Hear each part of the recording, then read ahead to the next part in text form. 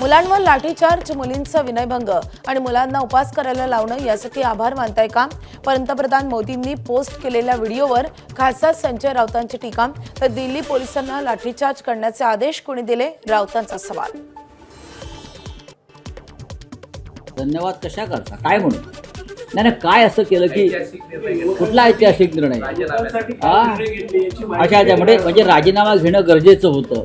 शेकडो मुलींचा विनयभंग झाला जंतर मंतरला, शेकडो मुलांची डोकी फुटली, मुलींची डोकी फुटली, उपोषण करावं लागलं सगळ्यांना. याच्याबद्दल ते धन्यवाद म्हणतात, त्याच्याबद्दल मी त्यांना धन्यवाद म्हणतो. तर मुंबईतल्या शिवाजी पार्कमधील आंदोलनानंतर आता ठाण्यात विजय रॅली काढणार खासदार संजय राऊतांची माहिती. काल शिवाजी पार्कवर ठाकरे बंधूंनी केलं होतं विजय जल्लोष रॅलीचं आयोजन. बेगानी शादी में अब्दुल्ला दीवाना. ठीक आहे, आम्ही बेगाने शादीमधले अब्दुल्ले असू. तुम्ही कुठे आहात? तुमचा संबंध काय?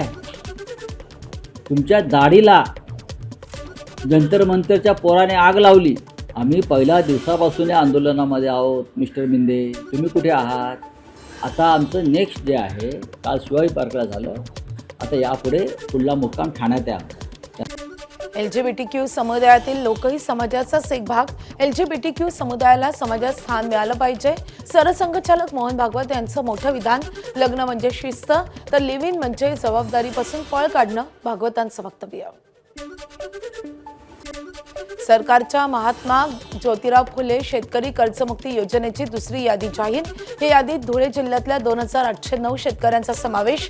शेतकऱ्यांना आधार प्रमाणीकरण आणि आवश्यक कागदपत्रांची पूर्तता करणं आवश्यक. प्रक्रिया पूर्ण झाल्यानंतर मिळणार कर्जमाफीचा लाभ. पुण्यश्लोक अहिल्यादेवी होळकर शेतकरी कर्जमुक्ती योजनेअंतर्गत वाशिम जिल्ह्यातल्या 52,881 पात्र शेतकऱ्यांची पहिली गावनिहाय लाभार्थ्यांची यादी जाहीर. या यादीत जिल्हा मध्यवर्ती सहकारी बँकेशी संलग्न संस्थातील 29,856 तर राष्ट्रीयकृत ग्रामीण आणि खासगी बँकातील 23,025 खातेदारांचा समावेश आहे. गोकुळ दूध संघाची निवडणूक लढवणार नाही, मंत्री हसन मुश्रीफ यांचं जाहीर कार्यक्रमात स्पष्टीकरण. हसन मुश्रीफ स्वतः गोकुळची निवडणूक लढवणार असल्याची होती चर्चा. आजचा काही विषय नाही. गांधी वर्तमानपत्रामध्ये बातमी आलेली आहे की हसन मुश्रीफ गोकुळला निवडणुकीला राहून चेअरमन होणार आहे. मी गोकुळला राहणार नाही याची खबरदारी पत्रकारांनी घ्यावी. रायगड जिल्ह्यातल्या महाड शहरातलं ऐतिहासिक चवदार तळ्याचं पाणी होणार शुद्ध. अमृतसरमधल्या सुवर्ण मंदिर तलावाच्या धर्तीवर ओझोनचा वापर करून चवदार तळ्याचं पाणी शुद्ध केलं जाणार. त्यासाठी यंत्रणा बसवण्याचं काम सुरू आणि यामुळे इथे येणाऱ्या अनुयायांना उपलब्ध होणार शुद्ध पाणी. साधारणपणे 40% काम पूर्ण झालं. जसं पॉइंटिंगचं पूर्ण काम झालेलं आहे. जे ब्रिजचं काम चालू आहे, 2 ब्रिजचं, म्हणजे तिकडून असं लोक येणार आणि इकडून राऊंड असे युटर्न मारून रिटर्न जाणार. असं ब्रिजचं ते आता स्लॅब ठोकायचं काम चालू आहे. त्याच्यानंतर मग गटरचं काम चालू होणार. त्याच्यानंतर सिक्युरिटीचं काम चालू होणार आणि पाण्यामध्ये फाउंटन लावणार आहे. 100 फूटचं फाउंटन लावणार आहे. म्युझिकल फाउंटन आहे ते. साधारणतः किती गाळ उपसा झाला आणि त्याच्यामुळे गाळ भरपूर गाळ काढला. पूर्ण म्हणजे कमीत कमी 5-6 हजार ट्रक गाळ काढला. मेन आपण ozonization with filtration plant with nano bubble आपण या इथं टेक्नॉलॉजी वापरत आहे. सर्वात पहिले आपण या इथलं पाणी आहे ते सबमर्सिबल कंपनी आपल्या फिल्टर प्लांटला देणार आहे. फिल्टर प्लांटमधलं जे आउटपुट होणार आहे एका टाकीमध्ये जाऊन तिथं ओझोनायझेशन होणार आहे. पाण्याची जी लेवल आहे ती पिण्याच्या योग्यता पाणी आपलं हे होणार आहे. त्याचं TDS नॉर्मल आपलं जे पाणी असतं एक पोर्टेबल वॉटरच्या आसपास मिळेल आपल्याला. सर आपला हा फरवरी एंडपर्यंत आपलं कंप्लीट होण्याचं हे आहे मार्च 27मध्ये. मुख्यमंत्री देवेंद्र फडणवीस शिक्षण मंत्री पदासाठी योग्य व्यक्ती, खासदार संजय राऊतांचं वक्तव्य. तर कितीही नाही म्हणाले तरी फडणवीसच शिक्षण मंत्री असतील, राऊतांचा दावा. गेला बाजार तुम्ही देवेंद्र फडणवीस यांचा विचार करताच आहात. योग्य व्यक्ती आहे देवेंद्र फडणवीस आणि त्यांनाच केलं जाईल. मी ठामपणे सांगतो, या देशाचा शिक्षण मंत्री जर मेरिटवर करायचा असेल तर मोदींच्या मनामध्ये या क्षणी देवेंद्र फडणवीस यांचंच नाव चालू आहे. आम्ही मनकवडे आहोत असं जमलं. संजय राऊत हे गुप्त वार्ताहरचे अधिकारी, त्यामुळे त्यांना मागच्या गोष्टी कळत असतात. मंत्री गुलाबराव पाटलांचा संजय राऊतांना टोला. फडणवीसांचे भविष्य शिक्षण मंत्रीपदी वर्णी लागू शकते, राऊतांचा दावा.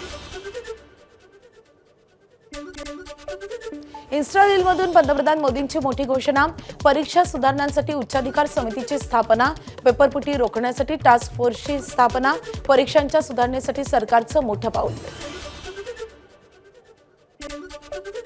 पेपरफुटी सुधारणा विधेयक आज लोकसभेत सादर होणार.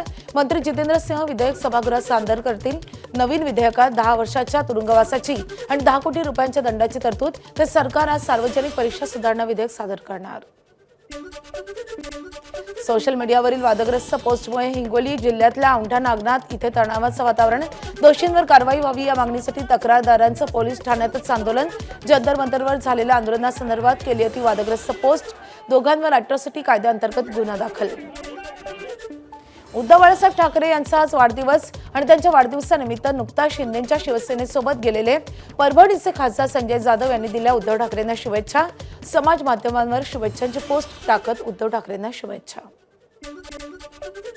पार्थ पवार यांच्या साखरपुड्याचं मुख्यमंत्री देवेंद्र फडणवीस यांना निमंत्रण. पुण्यातल्या येरवडा परिसरात असलेल्या रिट्स कार्ल्टन नावाच्या पंचतारांकित हॉटेलमध्ये साखरपुड्याचं आयोजन. पार्थ पवार आणि कायनाथ धार यांचा 29 जुलैला साखरपुडा.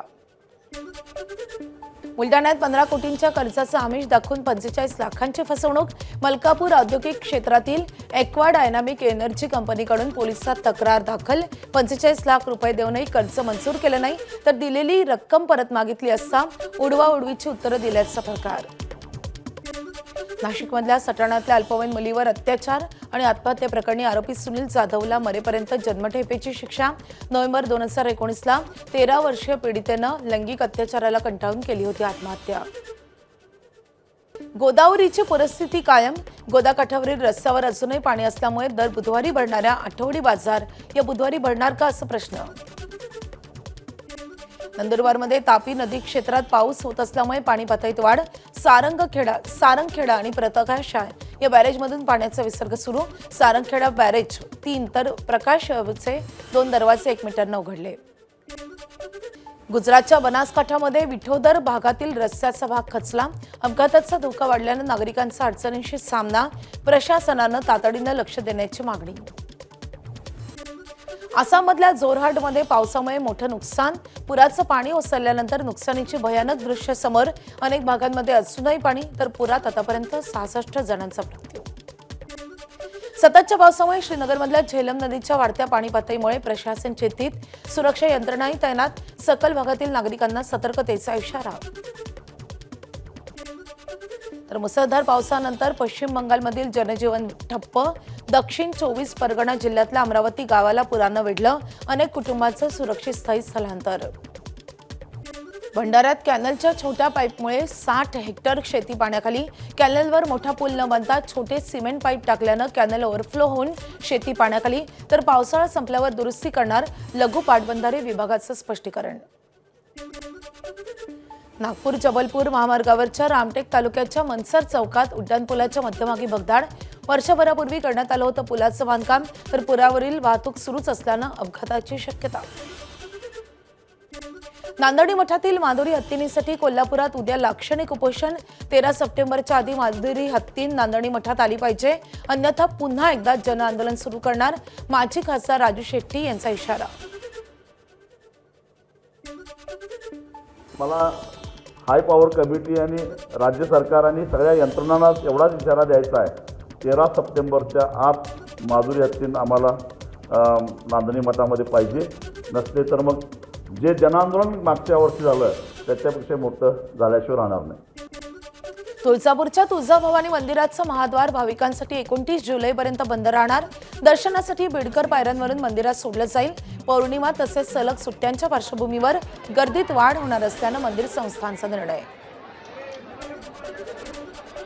गिरणी कामगारांसाठी मुंबईत घरांचा शोध. म्हाडानं विकासकांकडून निविदा मागवल्यात. 1.5 लाख गिरणी कामगारांच्या घरांचा प्रश्न सोडवण्यासाठी म्हाडाचं पाऊल. बोरिवली, ठाणे, मीरा भाईंदर आणि उल्वे येथील घरांसाठी विकासकांकडून स्वारस्यच निविदा मागवल्या. गणेशोत्सवासाठी कोकणात 248 जादा ट्रेन. मध्य रेल्वेकडून गणपती स्पेशल गाड्यांची यादी जाहीर. सीएसएमटी, लोकमान्य टिळक टर्मिनस आणि दिवा येथून चिपळूण, रत्नागिरी आणि सावंतवाडीपर्यंत विशेष गाड्या धावणार. विमानतळ, रेल्वे स्थानक आणि रुग्णालयासाठी स्वीकारलेली फेरी चालकाने रद्द केल्यास दंड. रक्कम थेट प्रवाशाच्या ॲप खात्यात.